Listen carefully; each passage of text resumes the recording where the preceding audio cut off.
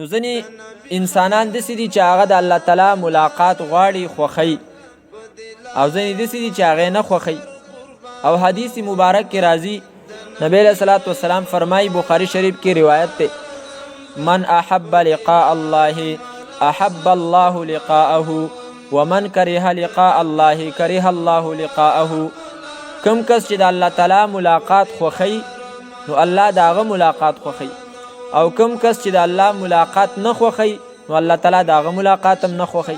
نو صحابه کرام په دې باندې پریشان شو او وی فرمایل، یا رسول الله انا لنکره الموت، منګه خو د مرګ سره نفرت، د مرګ سره د مرګ نه کرکه کوو او هغه زموږ نه دی خوښ. نو نبی علیہ السلام او فرمایل، نه دغه مقصد نه دی، مقصد دا دی چې کله یو سړی ژوند تیروي او د مرګ رانږدې شي، نو که دا مؤمني نو ده ته وویلی شي چې په جنت کې ستا دغه پلانکۍ ټیکانه ده، دا نعمتونه دي، او الله تعالی رضامندتیا هغه ته چې دی نو بیان شي. نو په هغه وخت کې دا د الله تعالی ملاقات خوښ، او دا ووایي چې بس دنیا زما نوره نه ده خوښه، لکه څنګه چې نبی صلی الله علیه وسلم ته دا ویلی شوي و چې ته اوس نور دنیا کې پاتې کېږي او که نه. نو نبی علیہ السلام او فرمایل، اللهم الرفیق الاعلی، یا الله غبره مجلس می خوښ دی هغه خوښوم.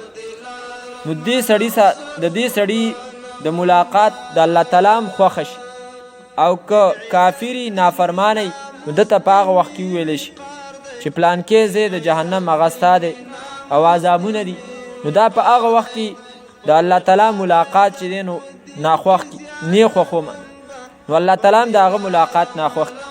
بهرحال دلته الله تعالی فرمایي څوک چې د الله ملاقات ساتي خو جزای دلته پټه ده، نو څه دې وکړي؟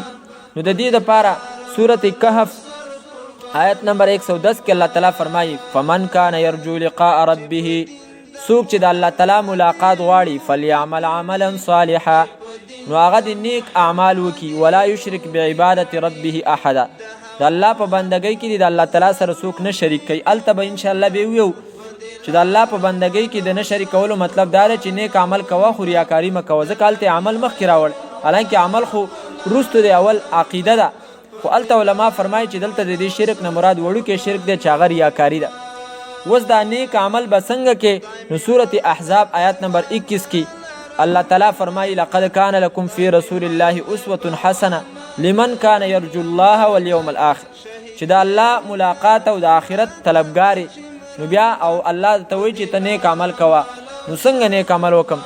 الله تعالی فرمایي چې ستا دپاره د نبی علیه الصلاۃ والسلام زندگی چې دی نمونه ده او هغه ځان ته مخې ته کېده. او دغه رنګې صورت ممتحنه کې هم دغسې آیات دی، من کان یرجو، هغه څوک چې امید ساتي لقاء الله، د ملاقات د الله تعالی، نو څه دې وکړي؟ فلیعمل عملا صالحا، نیک عمل دې وکړي. او نیک عمل څه شی دی؟ لقد کان لکم فی رسول الله اسوة حسنه، د نبی علیه السلام زندگی ده. فإن أجل الله، ځکه چې یقینا نیټه د الله تعالی لآت خامخا راتلونکې ده، وهو السمیع العلیم، او د الله تعالی دی اورېدونکی العلیم پویه ذات.